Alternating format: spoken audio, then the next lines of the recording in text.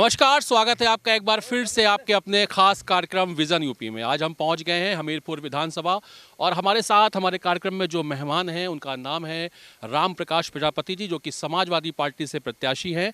आपके विषय में बता दूं कि आप वन विभाग में ओएसडी भी रहे और चूँकि सरकारी कामकाज का अच्छा खासा अनुभव, अब तो रिटायर हो गए और सक्रिय राजनीति में आ गए हैं।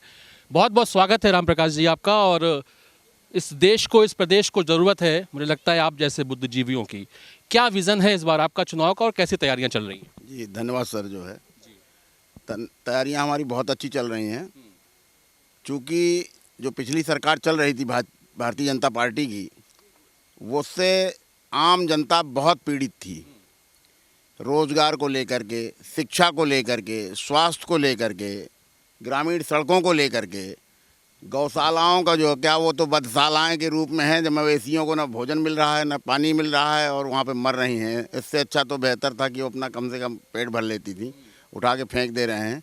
इन्हीं सब मुद्दे हैं हमारे साथ जो है। और यहाँ पर जो ग्रामीण सड़कों के अलावा जो हमीरपुर में जो जाम लग रहा है बाईपास, वो भी बहुत बड़ा मुद्दा है जो है। क्योंकि जो दूरी हम लोगों को जो है थोड़े समय में तय कर लेनी चाहिए थी, 1-8 घंटे की, वो 3-3, 4-4 घंटा लग जा रहा है जो है। यही सब मुद्दे हैं हमारे। प्रमुख रूप से चूंकि आपकी विधानसभा क्षेत्र, जो आज हमने पूरा जो सर्वे भी किया, चूंकि आपसे मुलाकात करने में काफ़ी संघर्ष करना पड़ा हमको, तो हमने सोचा क्यों ना गांव में जाकर के लोगों का रुझान जाने। तो जो मुख्य समस्याएं सामने आई वो ये कि सड़क, जल भराव और जाम, जैसा कि आपने बताया। और चौथी जो मुख्य समस्या है किसानों की, वो ये कि अन्ना जानवर, जो छोटे जानवर हैं, ये समस्या, ये अगर ये कहा जाए कि ये अभी की समस्या है तो ऐसा नहीं है, ये बहुत पुरानी समस्या है। तो राम प्रकाश जी का क्या इसमें विज़न होगा? क्या आपने इसके लिए स्पेशली कुछ ऐसा माइंडसेट किया है कि इस बार अगर आप चुनाव जीतते हैं तो आप सबसे पहले इसमें, इस प्राथमिकता को लेकर के सबसे पहले इसमें कुछ करने वाले हैं? देखिए ऐसा है, ये जो अन्ना प्रथा है ये आज की नहीं है, बुंदेलखंड में बहुत पुरानी है। अब जो है जानवर अनफर्टाइल होने जाने की वजह से, मतलब अधिक मात्रा में दूध न देने से, बछड़े अनुपयोगी हो जाने की वजह से ये सब समस्याएं पैदा हुई हैं। गवर्नमेंट ने उचित प्रयास नहीं किया। जो वर्तमान हमारी सरकार चल रही है जो बीजेपी की, उसने उचित प्रयास नहीं किया। गौशालाएं बनवाई, उनका कोई मानक नहीं है। उनके भोजन पानी की व्यवस्था है, वो उसका भी कोई स्टैंडर्ड नहीं है। 30 रुपया पर डे के हिसाब से कौन सा जानवर है और कौन सा आदमी भोजन उसको पूरा करा देगा जो है। तो सरकार ने जो गौशालाएँ की, उन्होंने कहा हर चीज़ पर तो बीजेपी चंदा से मांग चल रही है। वो प्रधानों से भी कह रही है, और उनसे प्रधान कहाँ से धन लाएगा जो है। वो कह रही है कि नहीं, चंदा से ले लो, ग्रामीण काश्तकारों से भूसा ले लो और इस तरह से आप सब ये करिए जो है। कहाँ से जो है पूरा होगा। ज़बरदस्ती में उन जानवरों को बंद कर दिया गया है और वो भूख प्यास से तड़प के मर रहे हैं।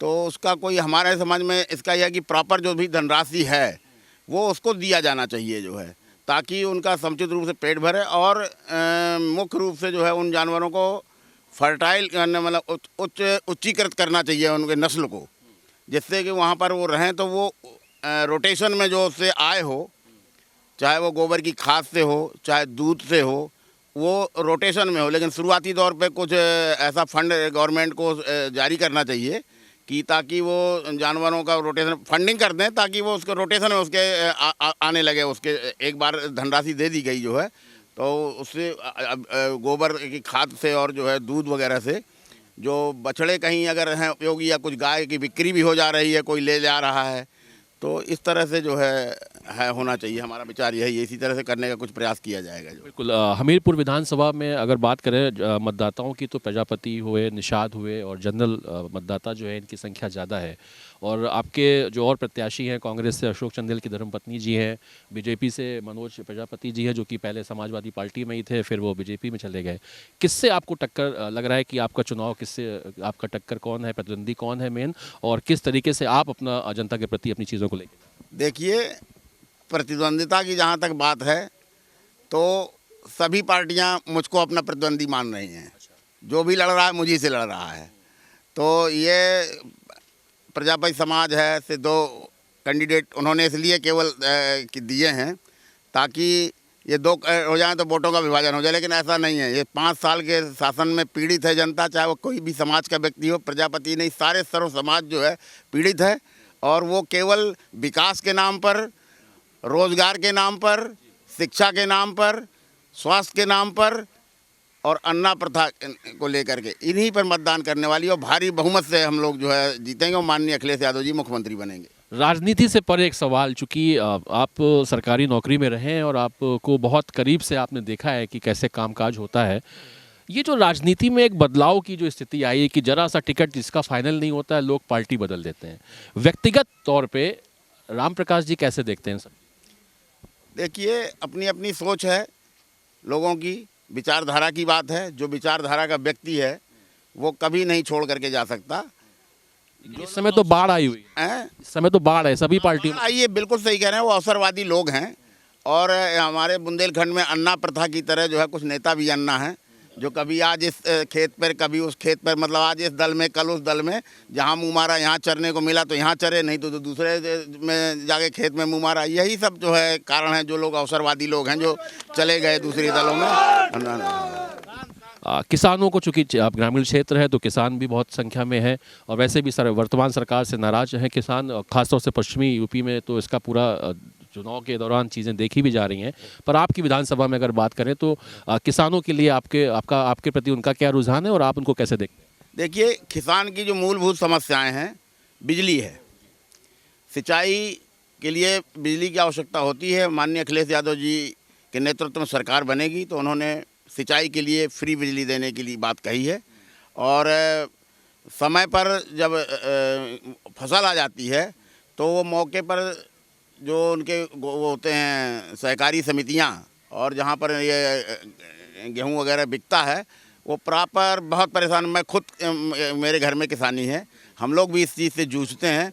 20-20 दिन 25-25 दिन तक जो है टोकन के लिए कहते हैं, फिर घुमाते हैं और वहाँ पर प्रॉपर जो है नहीं होता। कम से कम व्यवस्था ऐसी होनी चाहिए, चाहे वो 10 दिन बाद जो है वो प्रॉपर गारंटी होनी चाहिए कि आप इस दिन आइए, आपका इस दिन जो है गल्ला लिया जाएगा। वो कभी बारदाने की बात करके बहाना बनाते हैं कि बारदाना नहीं है, कभी कहते हैं गोदाम खाली नहीं है, तो गोदाम, ये कौन व्यवस्था? किसान की जिम्मेदारी थोड़ी है, ये तो शासन और प्रशासन की जिम्मेदारी है कि उसको प्रॉपर रूप से मैनेज करे जो है।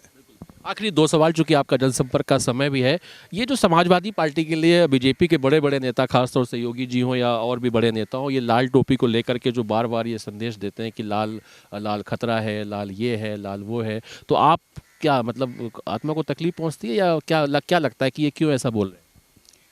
वो लाल टोपी से बहुत बुरी तरह से घबराए हुए हैं। मैं बताऊं, लाल रंग ही ऐसा होता है जो क्रांति का सूचक होता है। जब ये लाल टोपी उनको दिखती है ना, जैसे जंगल में भी होता है, आग लगती है तो आग जब दिखती है तो जो जानवर होता है वो दूर भागता है और वो घबरा करके, तो वही चीज़ है उन लोगों के साथ भी जो है। हम क्या कहें उनके बारे में जो है। आखिरी सवाल हमारे दर्शकों से और ख़ास तौर से हमीरपुर विधानसभा की जनता से क्या कहना चाहेंगे कि आखिर आपको वोट क्यों दें और क्या, अगर आप चुनाव जीतते हैं तो पहले प्राथमिकताएं क्या होने वाली? प्राथमिकता मैंने पहले ही आपको गिना दिया है। बच्चे बेरोजगारी से जूझ रहे हैं भाई, उनको रोजगार दिलाने की बात हो रही है। 22 लाख नौकरियां जो है हमारी गवर्नमेंट जब आएगी तो दी जाएंगी डिजिटल उसके माध्यम से। और किसानों के हितों की MSP वगैरह पे जो बात है, ये सब किसानों के हितों की बात। खाद का प्रॉपर जो है समय से, जैसे खाद नहीं मिल पा रही है, बुआई के टाइम पे नहीं मिल पा रही है, ये व्यवहारिक कठिनाइयाँ जो हम लोग स्वयं भी रूबरू होते हैं इनसे और जूझते हैं जो है, क्योंकि आए दिन हमारे यहाँ भी खेती है तो हम लोग भी इस चीज़ से जो है।